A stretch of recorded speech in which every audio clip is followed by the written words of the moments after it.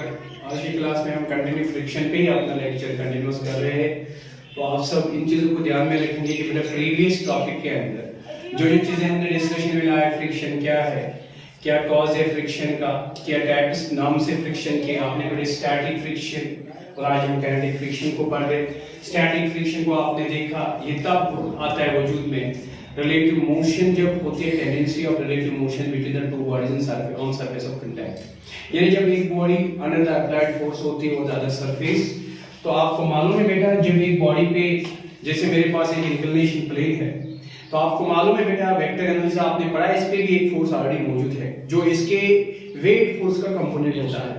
लेकिन ये क्यों नहीं जा रहा है नीचे, इसको इसके बैलेंस में एक फोर्स काम करता है जो सरफेस ऑफ कांटेक्ट में वजूद में आता है, यानी इस वक्त भी इस पे फोर्सेस अप्लाइड है और वो फोर्सेस को कैंसिल करता है opposing force, that is called friction. और ये बॉडी रेस्ट में that is called static friction है ना जी। स्टैटिक फ्रिक्शन की हम सारी बातें समझ चुके हैं, ये सेल्फ एडजस्टिंग है, इसमें मैक्सिमम केस लिमिटिंग होता है। लिमिटिंग के बाद जब अप्लाइड फोर्स बढ़ जाता है तो उसके बाद बॉडी को फ्रिक्शन होता तो है, लेकिन बॉडी जरूर मोशन में आती है और उस मोशन में आकर उसको जो फ्रिक्शन रहती है उसको हम कहते हैं काइनेटिक। तो आज की क्लास में हम यही बात करते हैं, जब बॉडी अप्लाइड फोर्स में इसके ऊपर हम अप्लाइड फोर्स बढ़ाते चले जाते हैं, बॉडी का सेल्फ एडजस्टिंग स्टैटिक फ्रिक्शन भी बढ़ता रहता है, एक स्टेज आता है जब दोनों आप देखिए इंक्लिनेशन को मैं थोड़ा सा इसको इंक्लाइन डाउन कर रहा हूं, तो आप देखिए फिर भी बॉडी नहीं जा रही, इसका मतलब जितना बढ़ता है फोर्स उतना फ्रिक्शन भी सेल्फ एडजस्ट हो जाता है। एक स्टेज आता है जब फ्रिक्शन और सेल्फ एडजस्टिंग जब अप्लाइड फोर्स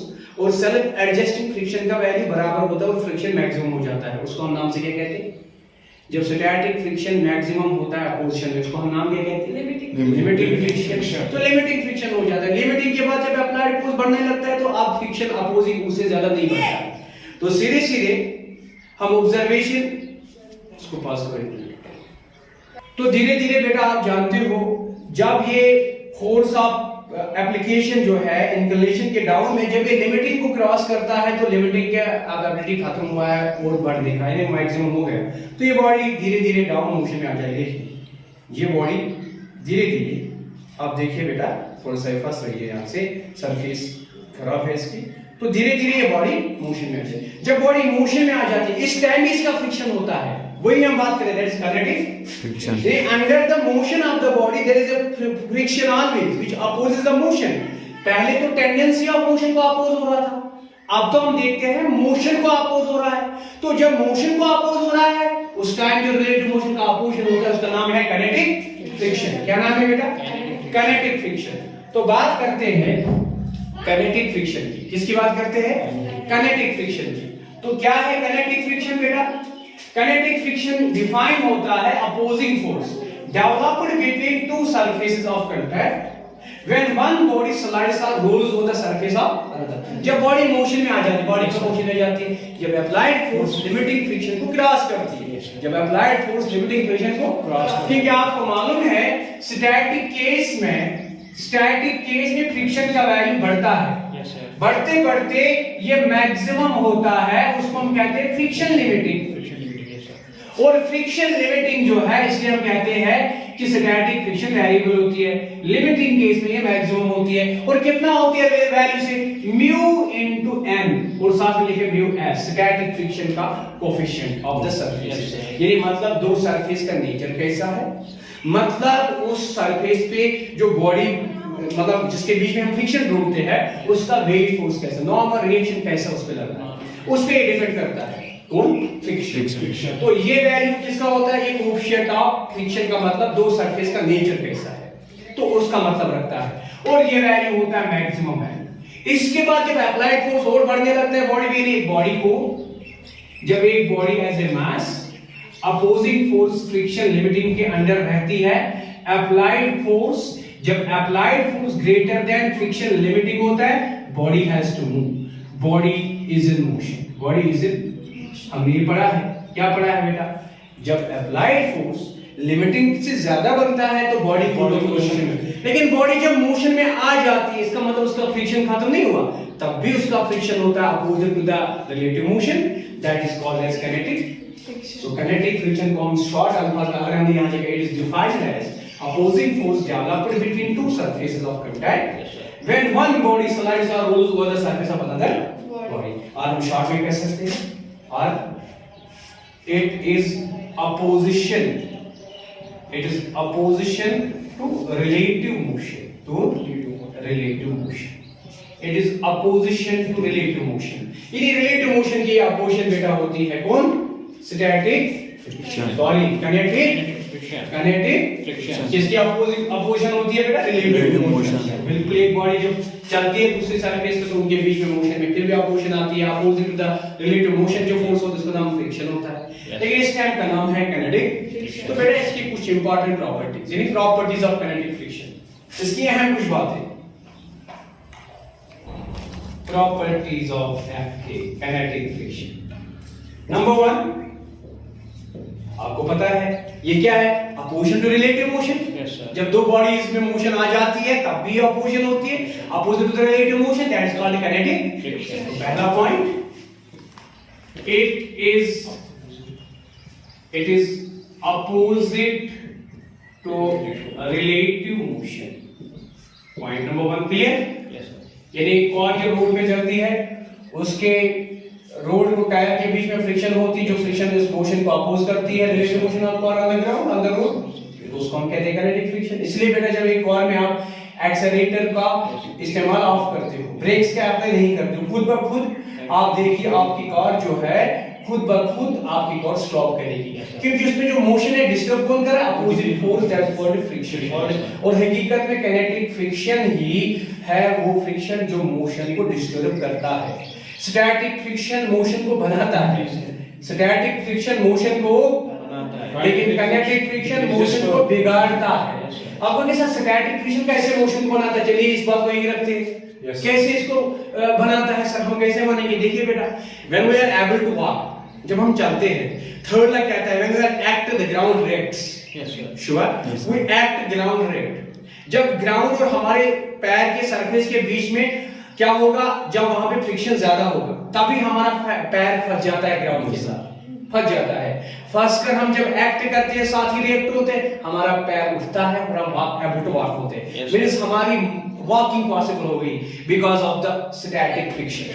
चलिए थोड़ी देर के लिए हम ऐसी सरफेस पे चलना शुरू करेंगे, जब हम पैर दबाना शुरू करेंगे हमारा पैर फिसल जाता है, स्लिप होता है, बिकॉज वहां पे friction when we are not able to walk, it is very hard to walk on the ऐसी सरफेस. बहुत मुश्किल है एक फ्रिक्शनलेस सरफेस पे चलना. So that is very common बेटा कि स्टैटिक फ्रिक्शन से मोशन बनती है, लेकिन किनेटिक फ्रिक्शन से मोशन बिगड़ जाती है. बेस्ट एग्जांपल, कार में देखिए आप साइकिलिंग करते हो, जब साइकिल चलाते रहते हो आप पैडलिंग बंद करो, कोई ब्रेक का अप्लाई मत करो, धीरे धीरे आपका साइकिल खुद ही स्टॉप करता है. भाई क्यों करता है? क्योंकि आपके मोशन का जो पोजीशन है वो किनेटिक फ्रिक्शन है, वही रोक रहा है. श्योर? तो ये बात आप ध्यान में रखें. लेकिन आइए बात करते हैं वापस हम किनेटिक फ्रिक्शन पर. तो क्या है? अपोजिशन टू रिलेटिव मोशन, यानी जब बॉडीज मोशन में आ जाती है तब ये काम करना शुरू करता है रिलेटिव मोशन में अपोजिशन. पॉइंट नंबर 2, इसकी प्रॉपर्टी नंबर 2, ये प्रॉपर्टी नंबर 1 थी. आपको मालूम है जो हमने पढ़ा स्टैटिक फ्रिक्शन, उसमें हमने बोला आपसे बेटा, क्या बोला? कि स्टैटिक फ्रिक्शन वैल्यू से वैरी होती है. बिकॉज़ देखिए एक बॉडी सरफेस पे हमने फोर्स शुरू किया धीरे धीरे, 1 न्यूटन फिर 2 न्यूटन, लेकिन धीरे धीरे हम देखते बॉडी चलती नहीं किसी वैल्यू तक, उसका नाम है लिमिटिंग. मतलब अप्लाइड फोर्स लगाते हैं उसको बढ़ाते हैं तो फ्रिक्शन बढ़ता है. ये फ्रिक्शन इस टाइम को है रेस्ट में स्टैटिक. तो रेस्ट में कौन सा फ्रिक्शन होता है बॉडी में?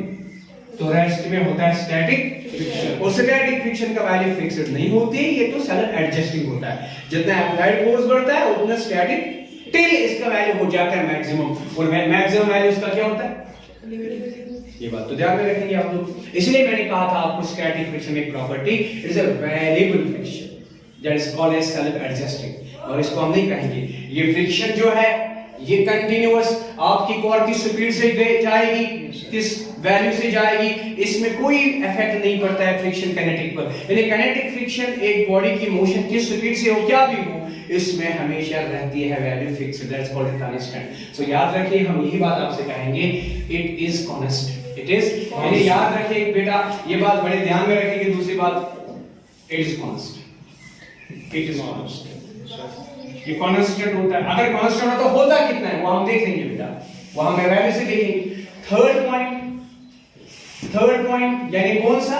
काइनेटिक फ्रिक्शन वैल्यू से फिक्स होता है, कांस्टेंट होता है। यानी मोशन कॉल या दो पर्टिकुलर बॉडीज की सरफेस रिलेटेड मोशन क्या होगी, वो मोशन कैसे चलेगी क्या भी होगी, लेकिन मोशन में हमेशा काइनेटिक फ्रिक्शन का वैल्यू फिक्स होता है।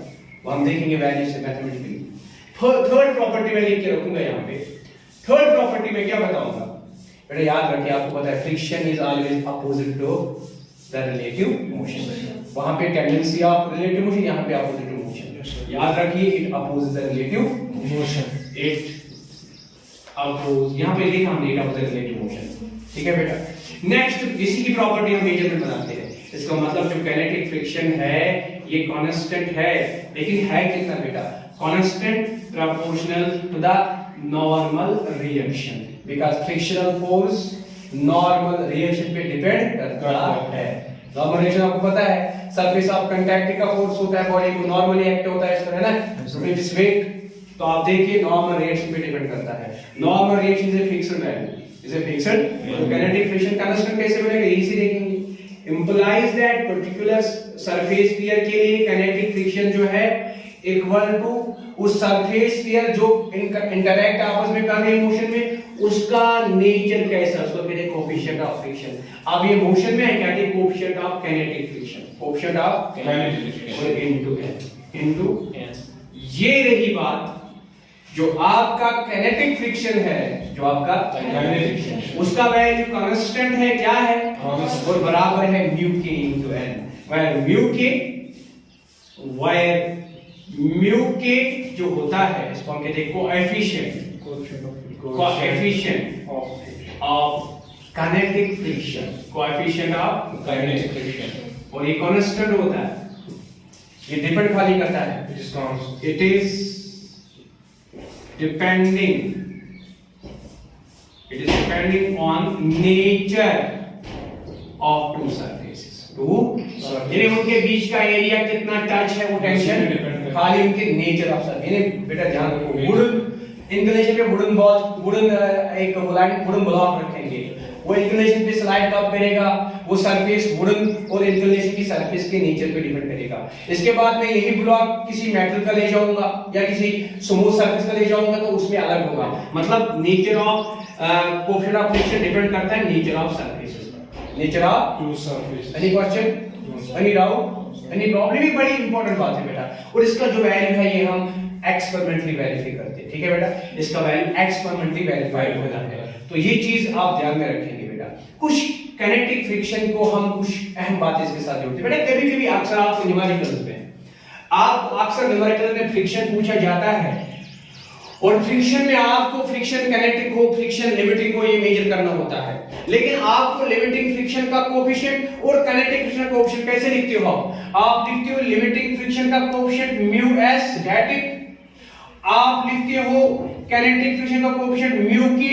लेकिन कभी-कभी आपकी न्यूमेरिकल में लिखा जाता है सीधे म्यू, खाली म्यू। और याद रखना बेटा, उस टाइम आप ध्यान में रखेंगे एक्सपेरिमेंटली जो वैल्यू होता है म्यू एस का, लिमिटिंग फ्रिक्शन के कोएफिशिएंट का, ये वेरी क्लोज होता है म्यू के। किसको? तो इसलिए इन दोनों के बारे में अगर खाली म्यू होगा तो आप उसको म्यू एस भी समझ सकते हो वैल्यू से, और म्यू के।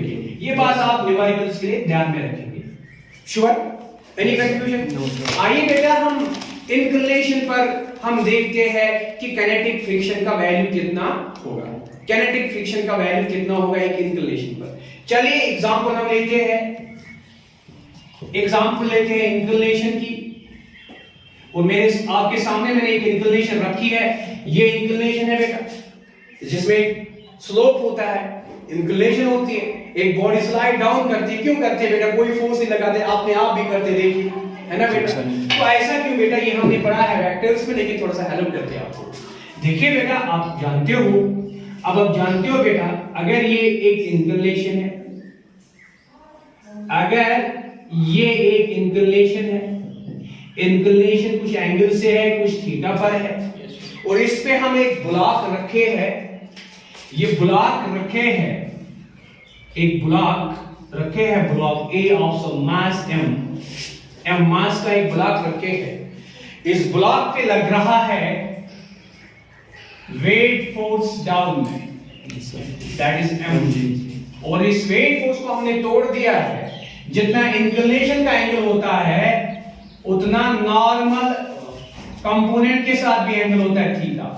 और आपको पता है इस mg का कंपोनेंट थीटा में से cos, यानी mg cos थीटा। और mg cos का किसको बैलेंस करता है? Normal reaction. यानी यहाँ पे normal reaction mg cos theta होता है, और ये हमने बार-बार पढ़ा है। और इसका दूसरा कंपोनेंट ये टूट गया एक हिस्से में, और दूसरा यहाँ से नॉर्मल, और वो normal around the inclination down आ जाता है, और वो होता है इसका mg का साइन, mg sin थीटा। और याद रखो एक बॉडी को अगर स्लाइड करता है कोई इंक्लिनेशन पर फोर्स, वो है mg sin थीटा। कौन है बेटा?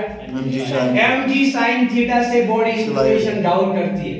लेकिन अब इसी इंक्लिनेशन फोर्स के ऊपर बॉडी अपने आप देखिए, ये आप देख रहे हो इंक्लिनेशन मैंने टेबल पे रखा है, ये बॉडी इस पर है, ये अपने आप नहीं गिर रही। इस वक्त भी ये फोर्स इस पे मौजूद है, लेकिन कोई फोर्स को अपोज कर रहा है, और वो फोर्स कौन है? फ्रिक्शन। कौन है बेटा? फ्रिक्शन। और ये फ्रिक्शन सेल्फ एडजस्टिंग है। जितना इंक्लिनेशन बढ़ाते चले जाएंगे उतना थीटा, याद रखिए, जितना इंक्लिनेशन बढ़ेगा उतना थीटा बढ़ेगा, जितना थीटा बढ़ेगा साइन में उतना वैल्यू बढ़ेगा, क्योंकि साइन 0 इज 0, साइन 30 इज 1/2। तो जितना थीटा बढ़ेगा उतना वैल्यू ऑफ साइन बढ़ेगा, और साइन इससे मल्टीपल में बढ़ेगा, यानी ये फोर्स बढ़ेगा। जितना इंक्लिनेशन बढ़ेगा उतना ये फोर्स बढ़ेगा, और ये फोर्स बन जाएगा applied force on the block on the inclination. लेकिन उतना सेल्फ एडजस्टिंग फ्रिक्शन भी बढ़ जाएगा। एक स्टेज आएगा जब ये हो जाएगा लिमिटिंग फ्रिक्शन, उस टाइम ये मेजरेबल होता है। और जब इंक्लिनेशन और बढ़ेगा, लिमिटिंग फ्रिक्शन को क्रॉस करेगा, तो इसको डाउन आना पड़ेगा, ये डाउन करेगा। जैसे मैं यहां देखता हूं, ये देख रहे हैं आप लोग, तो ये आप देख रहे हैं, मैं थोड़ा सा इंक्लिनेशन बढ़ाने चला जाऊंगा, it will fall down naturally, देखिए, है ना। तो what is it? This force is going to increase when this force becomes equivalent to the maximum self adjusting friction called a limiting friction. After that, if this force increases by increasing theta, then body will slide down. It is very simple. That time when body is under motion going down to the inclination, that time the friction is called as kinetic. तो फिर kinetic हो जाएगा, limiting influence हो जाएगा kinetic. Sure? Any confusion? Any problem? अब रही बात, तो यहाँ पे मैंने आपसे कहना था बेटा, जब ये बॉडी मोशन में आ जाएगी तो उस टाइम यहां पे लिमिटिंग फ्रिक्शन कितना बनेगा? Limiting friction is mu S into M, normal reaction. Sure? तो वो कितना हो जाएगा बेटा पीए साहब? वो mu S into M, and is normal reaction is mg cos theta, mg cos theta. Sure? Sure? Yes sir. और आपको पता है जब बॉडी मोशन में आ जाएगी, applied force is greater than this, इस वक्त अप्लाइड फोर्स इसके बराबर है।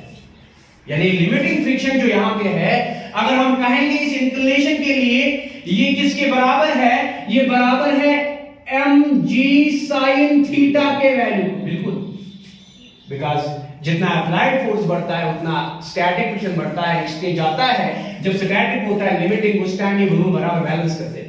इसके बाद फौरन बाद अगर हम बढ़ाएंगे इस अप्लाइड फोर्स को, तो बॉडी को आना पड़ेगा, यानी body will under motion. So remember, if अगर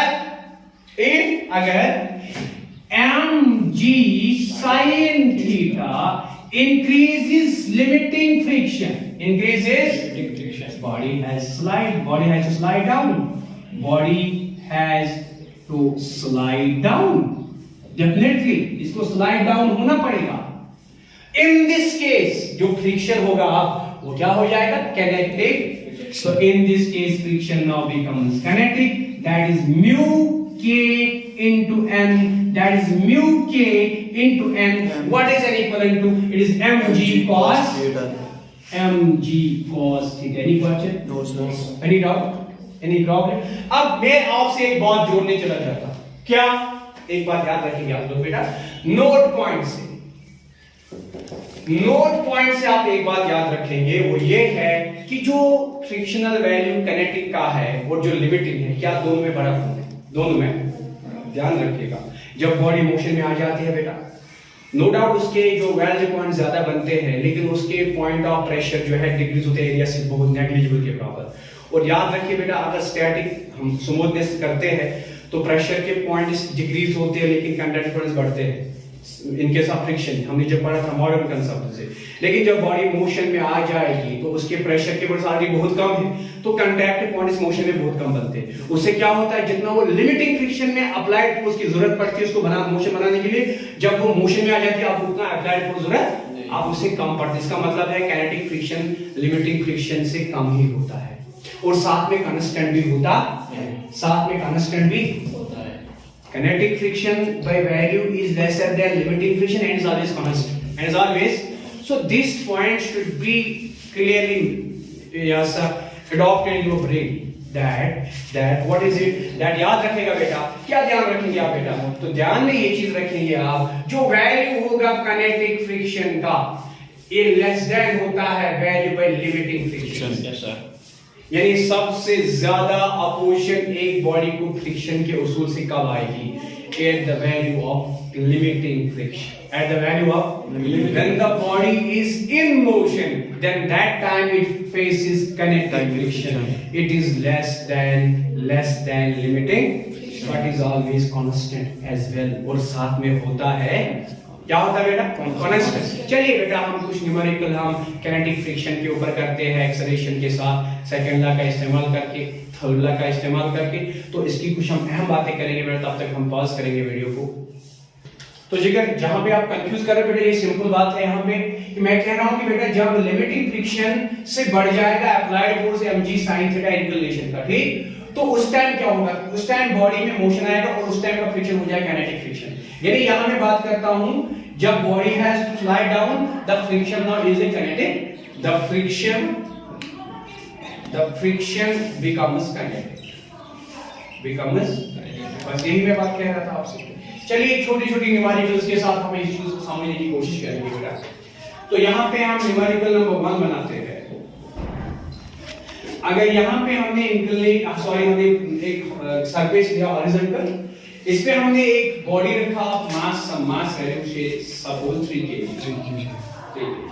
इस पे अप्लाइड फोर्स हमने 10 न्यूटन बनाया, श्योर, और हम देखते हैं जो इसके पास फ्रिक्शन का कोफिशिएंट है, यानी बॉडी पे अप्लाइड फोर्स है और कोफिशिएंट ऑफ फ्रिक्शन जो है म्यू मैं खाली म्यू लिख सकता हूं, तो आपको समझ में वो लेकिन जब मैं लिखूंगा म्यू के तो तब डायरेक्टली आपको पता है, मैं लिखूंगा यहां पे काइनेटिक केस में म्यू के, श्योर, म्यू के इक्विवेलेंट टू 0.2 यानी applied force 10 Newton, frictional coefficient between the surfaces in the condition of motion or relative motion or whatever the tendency of motion 0.25 value, because it is a constant, you know mu k or mu simply it is always what is equivalent to the friction equal to mu into n, so then mu equivalent to friction upon normal reaction, so what is coefficient of friction? It is defined as a ratio of friction to the normal reaction. ये भी force upon force का unit cancel, it's a number, इसलिए मैं खाली number लिखता हूं, कोई नहीं लिखता। चलिए मैं ये बात में आपसे डिस्कस करता हूं थोड़ी सी डिफिनेशन से, लेकिन यहां पे कहते हैं हम यहां कहते हैं फाइंड, यानी इस कंडीशन में फाइंड नंबर 1 फ्रिक्शन, कितने तरह के फ्रिक्शन मिलेंगे, फ्रिक्शन मेजर करो, नंबर 2 फिर अगर एक्सेलरेशन पॉसिबल होगा एक्सेलरेशन भी ढूंढो, ठीक, find friction and acceleration in the body, इस बॉडी में फ्रिक्शन और एक्सेलरेशन फाइंड करो। चलिए देखते हैं क्या इसमें अप्लाइड फोर्स नेट है तब ही एक्सेलरेट होगा, लेकिन पहले फ्रिक्शन ढूंढते हैं। हमें मालूम है बॉडी में काइनेटिक फ्रिक्शन, बॉडी मोशन में है, यानी ये मोशन में है तो काइनेटिक फ्रिक्शन मेजर करना पड़ेगा। जब हम खुद ही कहते हैं म्यू कि आप समझिए it is kinetic friction, sure बेटा, तो सिंपलीफाई करेंगे आपने क्वेश्चन को बड़े आसानी से, बड़ा आसान सवाल है, सिंपलीफाई करना।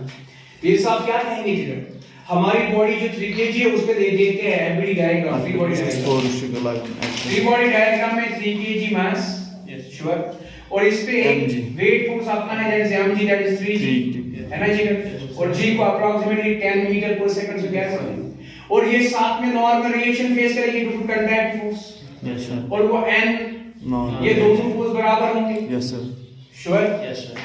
तो इसके अलावा इसको हम अप्लाइड फोर्स यहां बनाते हैं और वो 10 न्यूटन है, और साथ में ये due to surface of contact motion relative motion में फ्रिक्शन फेस करेगी, that is kinetic friction, yes sir, sure. हमें फ्रिक्शन ढूंढना है, हमें फिर एक्सेलरेशन ढूंढनी है कहां है। और सही बात है, अगर applied force greater than friction होगा तभी होगा एक्सेलरेशन। एक्सेलरेशन बाद में देखेंगे जब ये इससे बराबर है। श्योर? तो हम लिखेंगे वी है friction kinetic is always mu K into A. ठीक है बेटा, mu K is 0.2 and is normal reaction equal to 3g। तो हमारे पास म्यू के इज 0.2, हमारे पास m3g यानी 3 10 30 न्यूटन। ओके, कोई बात नहीं, 30 newton. What is it? Normal reaction. So आइए फ्रिक्शन काइनेटिक मेजर करेंगे, वो mu k into that is 0.2 multiple 30 point से 0 cancel 6 newton. What is greater? Is 10 Newton greater or 6 Newton? 10 Newton greater. Very nice. So it will accelerate definitely. So by Newton's second law, how you measure acceleration? It is force net upon total mass. है ना बेटा?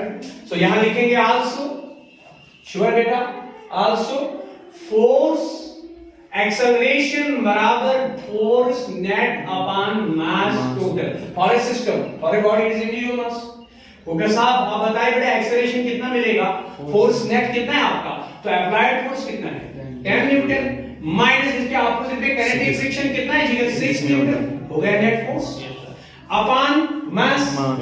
मास equal to what 3 kg।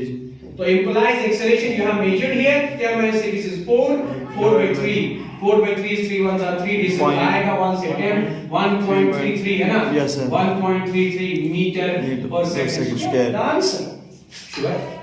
Any confusion? No sir. Any problem? No sir. चलिए बेटा, इसी तरह का दूसरा case मैं आपके लिए यहां न्यूमेरिकल बनाता हूं। Numerical number 2। ठीक है बेटा, धीरे धीरे हम यहां पे एक बॉडी रखते हैं। इस बॉडी पे यहाँ पे हम एक सरफेस कांटेक्ट में बॉडी रखेंगे। ये बॉडी इक्विवेलेंट टू 4 kg मास है। Yes sir. श्योर बेटा? यस। इसको हम यहाँ से कुछ फोर्स लगाते हैं, फोर्स बराबर 20 न्यूटन। जैसे बचपन में आप कार को चलाते थे और ग्राउंड के रेस्पेक्ट में आप इसको एंगल 37 से फोर्स लगाते हो। श्योर बेटा? आपको दिया हुआ है mu S static friction 0.3, mu K is 0.2, ये बहुत क्लोज होते हैं वैसे। ठीक है बेटा, आपसे क्वेश्चन पूछा जाता है कि यही question find first part friction. अब दो तरह से फ्रिक्शन ढूंढने हैं, फ्रिक्शन का लिमिटिंग एंड फ्रिक्शन का फ्रिक्शन। Number 2 acceleration. श्योर? तो सिंपलीफाई करेंगे। ठीक है बेटा, चलिए इसको हम आसान कर देंगे, इसको रिजॉल्व करेंगे फोर्स को एंगल से। कितना एंगल है 37, तो 37 एंगल में होता है हमेशा वेक्टर का कंपोनेंट cos। अगर ये फोर्स है 20 तो ये आ जाएगा 20 cos। आ जाएगा 20 cos एंगल इज 37। श्योर? इसके नॉर्मल में यहाँ कितना आएगा 20 sin 37। Any question? Any doubt? ये सब इसके अलावा क्या है, इसके लगने वाले गुणन फोर्सेस। एक तो ये वेट फोर्स एक्सिस का है 4g, एक तो normal reaction that is n, है ना जी? Any question? साथ में इसको यहां फ्रिक्शन लगते हैं। और फ्रिक्शन दो तरह से, लिमिटिंग और काइनेटिक। जब लिमिटिंग से ज्यादा होगा अप्लाइड तब ये काइनेटिक करेगा, तब ये मोशन करेगा, वो देख लेंगे एक एक करके। तो फ्री बॉडी डायग्राम जाएंगे तो ये खत्म हुआ, मतलब ये दो पार्ट हो गया। तो इस बॉडी पे लगने वाले फोर्सेस, बॉडी का नाम 4 kg है ना। बॉडी पे एक फोर्स नॉर्मल रिएक्शन, बॉडी पे दूसरा फोर्स 20 sin 37, 20 sin 37। बॉडी पे यहाँ की तरफ फोर्स 20 cos 37 और बॉडी पे यहाँ होंगे फ्रिक्शन। और बॉडी पे यहाँ की तरफ एक फोर्स दैट इज 4 kg। आइए इन सब फोर्स को मेजर करते हैं वन बाय वन। आप बताइए जरा, आपका 20 cos 37 कितना? मैंने आपको सिखाया है थंब रूल से, अगर ट्रायंगल होगा राइट ट्रायंगल में ये एंगल 37, तब ये क्या होगा 3, ये क्या होगा, ये क्या होगा, अगर ये 53 ये वाला है तब ये होगा 4, ये होगा 3। ये थंब रूल से आप याद रखेंगे। 37 मैंने सब बार बोला, अब ये बच्ची के लिए बोल रहा हूं। 37 एंगल पर हमेशा परपेंडिकुलर 3 होता है, ये 4 बनेगा और पाइथागोरस थ्योरम से इसलिए 5 बनेगा। अगर ये 53 एंगल है क्योंकि ये दो का सम 90 है, कहना 90 हो गया 180।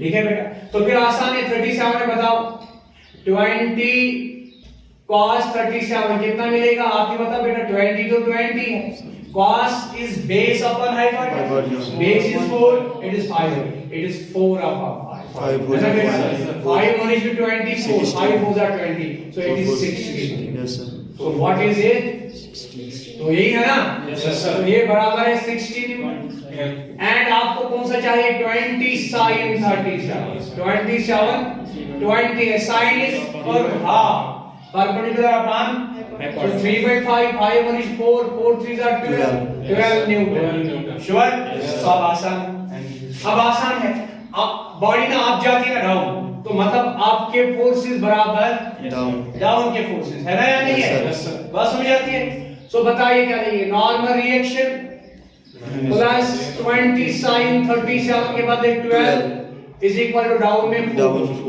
ठीक है normal reaction 4g is 40 because g is approximated plus 12 is minus 12 therefore normal reaction कितना मिला 40 minus 12 is 28 न्यूटन श्योर अब फ्रिक्शन निकालना तो आसान है ना अब फ्रिक्शन निकालना तो आसान है तो बेटा ये बीच वाला पार्ट मैंने ऑलरेडी लिखा है इसमें सफाई करते हैं यहाँ पे ये इंक्लिनेशन का पार्ट है तो देखिए बेटा ओके हमारे पास जगह है लिखने का तो बहुत आसान है ध्यान रखिएगा मेरी तरफ आपको फ्रिक्शन चाहिए पहले लिमिटिंग फ्रिक्शन देखते हैं क्योंकि स्टैटिक केस में मैक्सिमम वैल्यू वही है तो हम लिखेंगे आपको नॉर्मल रिएक्शन को मेजर करना था इसलिए आप इतना कर रहे थे नाउ फ्रिक्शन लिमिटिंग कितना होता है mu S into N sure जिगर म्यू एस स्टैटिक वैल्यू 0.3 होगा साहब ये तो 0.3 है जिगर एन तो निकला आपको 28 है ना 28 तो अप्रोक्सीमेटली ये 3/10 into 28 बनेगा सिंपल करके 3 8s are 24 है ना 3 2s are 6 7 8 carry on 2 upon 10 so that is 8.4 I think 8.4 Newton ये आएगा सो रियली जो इसका मैक्सिमम अप्लाइड फोर्स 1 से बढ़ते 8.4 हो जाएगा तो फ्रिक्शन का पोर्शन 8.4 मैक्सिमम उसके बाद जब ये 8.5 हो जाएगा तो फ्रिक्शन नहीं बनेगा बॉडी स्लाइड टू ऑलरेडी कितना है ऑलरेडी 20 sin 20 cos 37 का value 16 so 16 is much greater than 8.4 so body have to accelerate here तो जरूर बॉडी यहाँ एक्सेलरेट करेगी और बॉडी का याद रखिएगा हम यहाँ लिखेंगे since force applied is greater than friction limiting yes sir body has motion body is in motion अगर बॉडी मोशन में तो कौन सा फ्रिक्शन होगा किनेटिक को मेजर करो सो फ्रिक्शन किनेटिक कितना बनेगा म्यू के एन म्यू के कितना है 0.2 n is 28 2 into 20 is 56 upon 10 that is 5.6 newton आर लिमिटिंग फ्रिक्शन से कम होता है अगर ये 8.4 या 5.6 होगा हमने ऑलरेडी डिस्कस किया श्योर यहां लिखा है kinetic is less than limiting किया क्लियर यस सर अब हम देखते हैं बॉडी में किनेटिक फ्रिक्शन है तो ये मोशन में तो एक्सेलरेशन भी है ना बेटा